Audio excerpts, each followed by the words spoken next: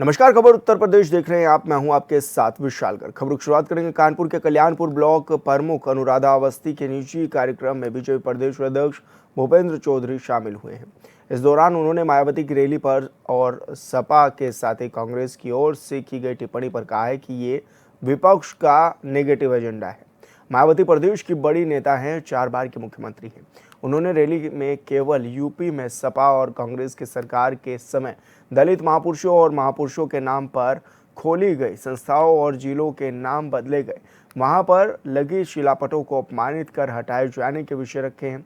Samajwadi party की सरकार के समय किस तरीके से दलितों का उत्पीड़न होता था, किस प्रकार से दलितों के साथ भेदभाव होता था, इन सारे विषयों को मायावती ने सार्वजनिक मंच से रखा है।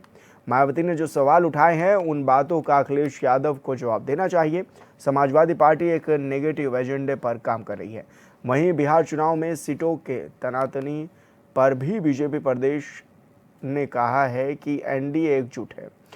आपस में बातचीत कर पूरी ताकत के साथ केंद्र सरकार के निर्देश अनुसार बने फार्मूले पर हम टिकट का बंटवारा कर लेंगे और जो भी एनडीए का हिस्सा है, हमारे पुराने साथी हैं, लंबे समय से हमारे साथ हैं, सबको साथ लेकर चलेंगे।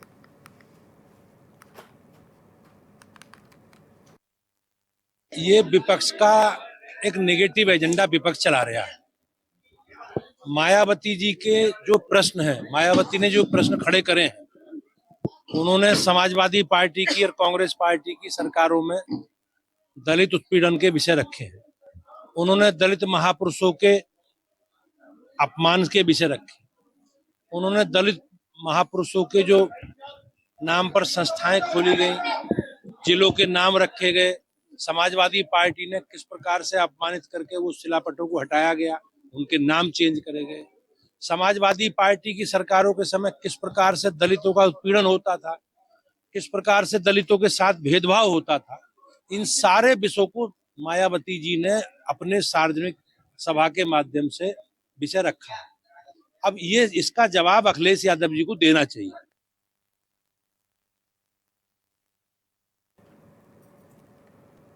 रायबरेली मॉब लिंचिंग में मृतक हरिओम वाल्मीकि के परिजन सीएम योगी से मुलाकात करने पहुंचे। कुछ दिन पहले रायबरेली के फतेहपुर निवासी हरिओम वाल्मीकि की दबंगों ने निर्दयता से पीट पीट कर हत्या कर दी थी। रायबरेली ऊंचाहार विधायक मनोज पांडे की अगुवाई में परिवार सीएम योगी से मिलने पहुंचा था।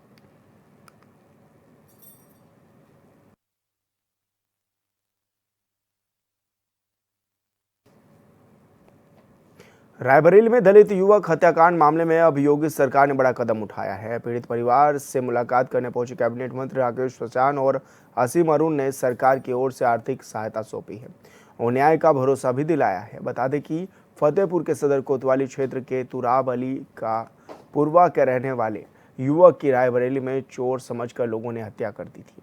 यह घटना पूरे प्रदेश को झकझोर कर रख भी दिया था, जिसको लेकर अब योगी सरकार ने मृतक के परिजनों को करीब 13,25,000 रुपए की आर्थिक सहायता भी दी है।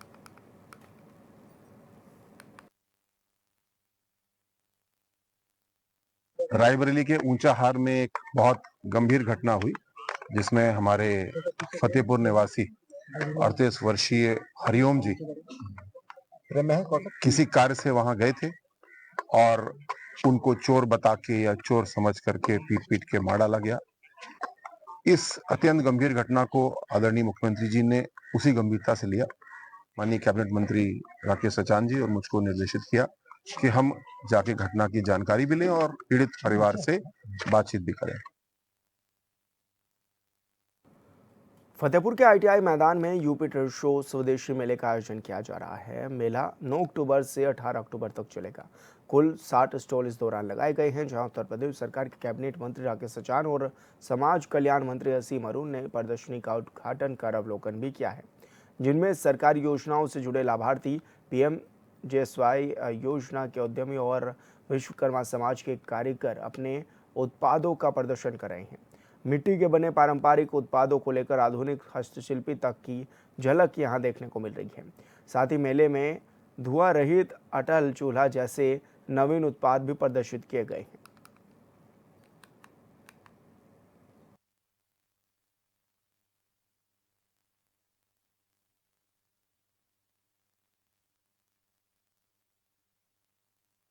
यूपी ट्रेड शो 2025 स्वदेशी मेले का आज फतेहपुर में शुभारंभ के अवसर पर हमारे साथ असीम अरुण जी मंत्री हैं, अध्यक्ष हैं, और हमारे जनपद के सभी पदाधिकारी लोग यहाँ पर इकट्ठा हैं।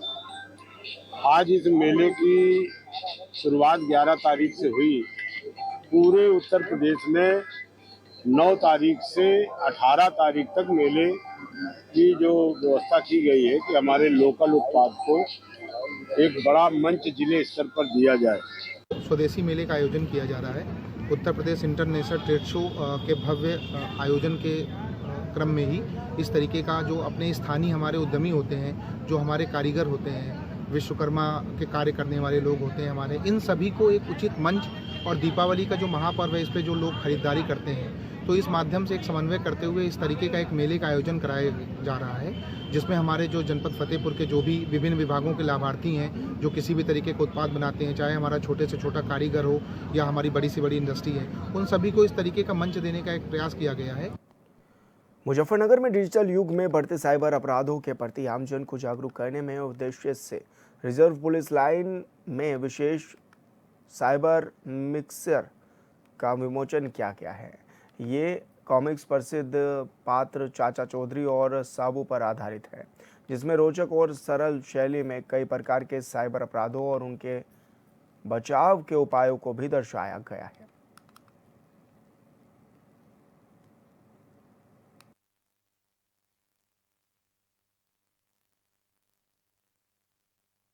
कॉमिक्स का विमोचन कह सकते हैं, या अवेयरनेस के लिए हमने एक ये आपका जो है पम्पलेट बनवाया है, जिसमें आप ये देख सकते हैं। मैं आपको दोबारा दिखाना चाहूंगा इसको कि ये चाचा चौधरी और साबू के माध्यम से, जो कि कॉमिक्स की बुक्स हुआ करती थी, इसके माध्यम से हमने एडीजी सर के, डीआई सर के निर्देशों के क्रम में तथा डीजीपी सर के निर्देशों के क्रम में इसमें इस साइबर क्राइम से रिलेटेड जो भी अवेयरनेस है, इसमें हमने काफी कुछ समाहित करने का प्रयास किया है।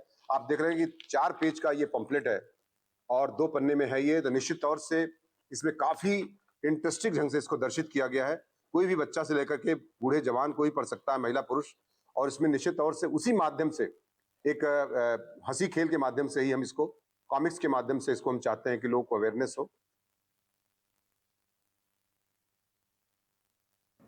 सीतापुर में एसपी अंकुर अग्रवाल ने त्योहारों के दृष्टिगत सघन चेक इन अभियान चलाया और अवैध कृत्यों में संलिप्त अपराधियों के खिलाफ कड़ी कार्रवाई के भी निर्देश दिए हैं।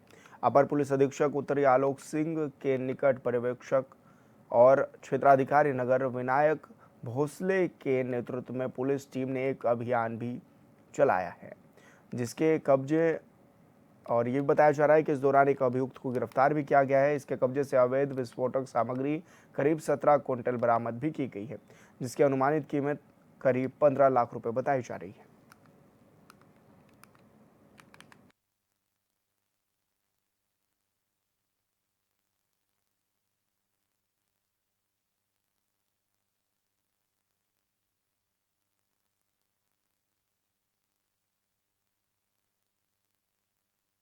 थाना कोतवाली पुलिस और उनकी क्राइम टीम द्वारा कोहना क्षेत्र के फत्तन सराय में एक घर में चल रहे गोडाउन, जहां से अवैध रूप से बिक्री पटाखे रखे गए थे, उसके संबंध में कार्रवाई की गई, जिसमें एक अभियुक्त मेहताब की गिरफ्तारी हुई है। साथ ही वहां से गोडाउन से लगभग 17 कुंटल पटाखे, जिनकी बाजार में अनुमानित कीमत लगभग 15 लाख रुपए बरामद हुए हैं। थाना कोतवाली में अभियुक्त को लाकर अग्रिम विधिक कार्रवाई की जा रही है। चंदौली में आधुनिक फिश मंडी से होने वाले फायदे पर किसानों ने सवाल उठाए हैं। किसानों ने कहा है कि फिश मंडी में जब तक प्रोसेसिंग यूनिट नहीं लगेगी तब तक किसानों को फायदा नहीं होगा। मछलियों को प्रोसेसिंग और पैकेजिंग कर निर्यात होने पर स्थानीय मत्स्य पालकों को फायदा होगा। किसानों ने फिश मंडी में प्रोसेसिंग यूनिट और आइस प्लांट लगाने की भी मांग की है।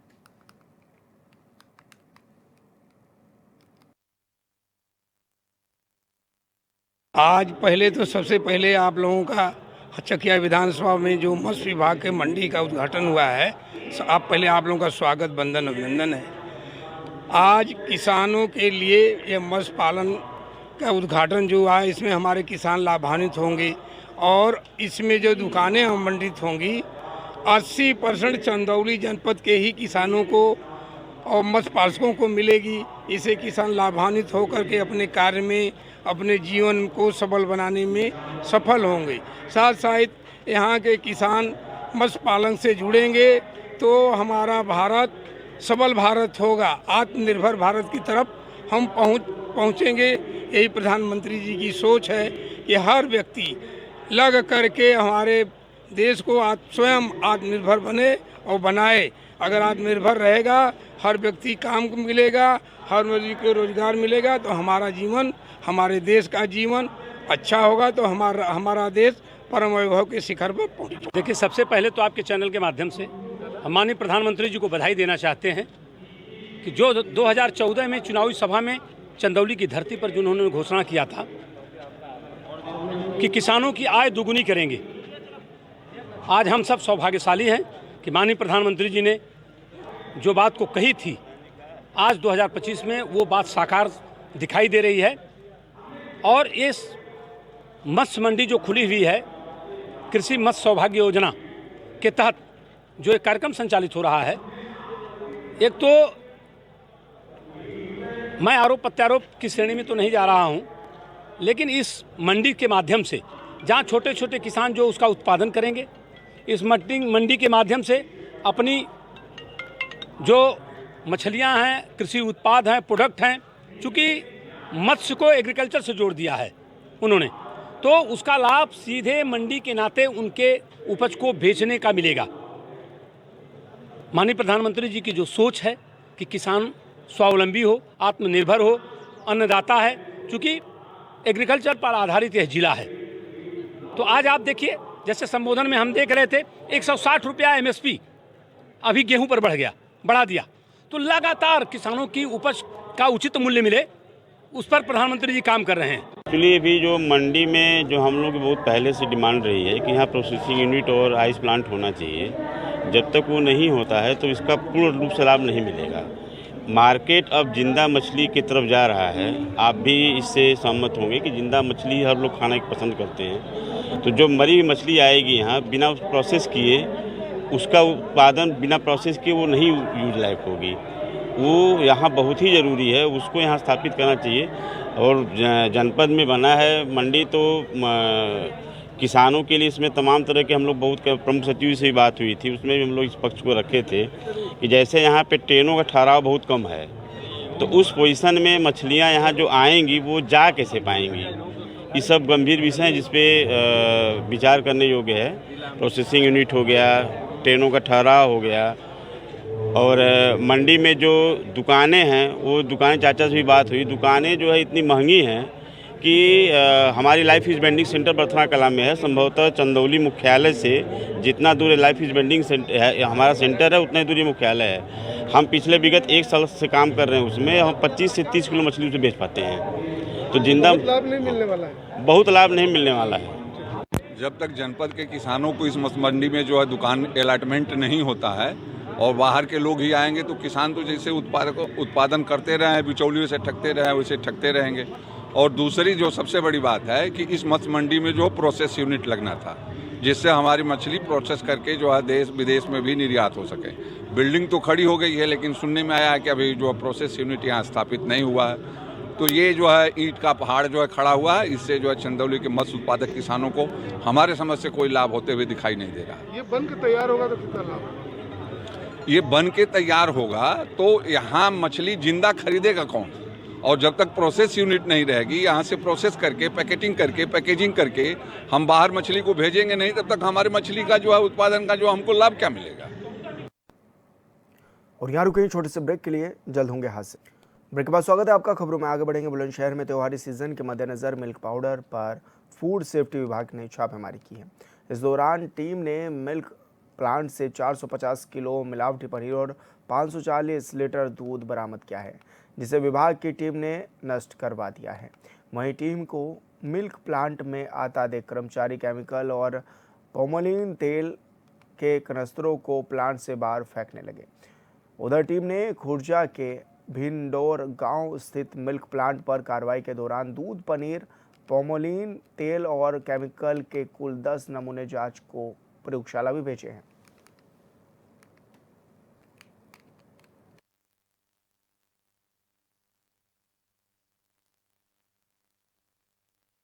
आज खुर्जा तहसील के भिंडोर गांव में एक पनीर निर्माण इकाई पर खाद्य विभाग द्वारा छापेमार कार्रवाई की गई। यहां मौके पर पनीर बनाया जा रहा था और पनीर बनाने के लिए दूध में रिफाइंड पामोलिन तेल का इस्तेमाल किया जा रहा था। साथ में लगभग एक अज्ञात केमिकल भी यहां से मिला है।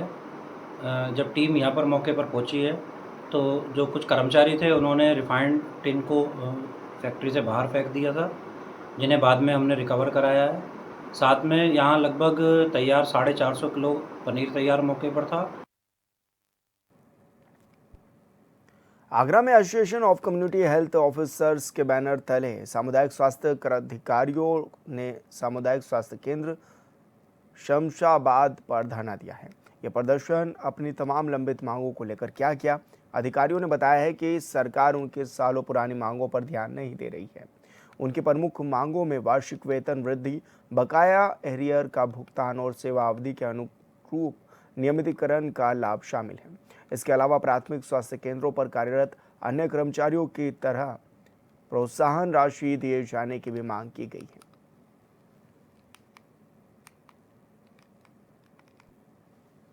सामुदायिक स्वास्थ्य अधिकारी के पद पर टूला में तैनात। अच्छा, क्या मांगे हैं आप? किस तरीके का यह धरना प्रदर्शन कर रहे हैं? हमारी मांगे, हमारा 2 साल से ना इंक्रीमेंट लगा है, ना हमारा एरियर आ रहा है और काफ़ी ब्लॉकों में हमारे में 8-8 महीने का PPI नहीं रुका हुआ है। साफ सफाई का पैसा नहीं आ रहा है, हेल्थ प्रमोशन के रुपए नहीं आ रहे हैं। ये चीज़ें हमारी मुख्य मांग है। कब से चल रहा है ये आपका धरना? हमारा धरना 8 तारीख से स्टार्ट हो गया है। हमने 2 दिन ऑनलाइन सेंटर पर कार्य बंद किया है। उसके बाद 2 दिन का हमारा CSC पे है और उसके बाद हमारा CMO ऑफिस का घेराव करने का है। आगरा के कुसियापुर गांव में मूर्ति विसर्जन के दौरान हुए दर्दनाक हादसे में जान गंवाने वाले 12 युवकों को श्रद्धांजलि दी गई। केंद्रीय राज्य मंत्री BL वर्मा और यूपी सरकार के उच्च शिक्षा मंत्री योगेंद्र उपाध्याय मृतकों के परिजनों से मिलने उनके घर पहुंचे और उनका ढाढ़स भी बढ़ाया है। उसके बाद गांव के बाहर स्थित एक वाटिका में सभी 12 युवकों के चित्रों के समक्ष सामूहिक श्रद्धांजलि भी अर्पित की गई है।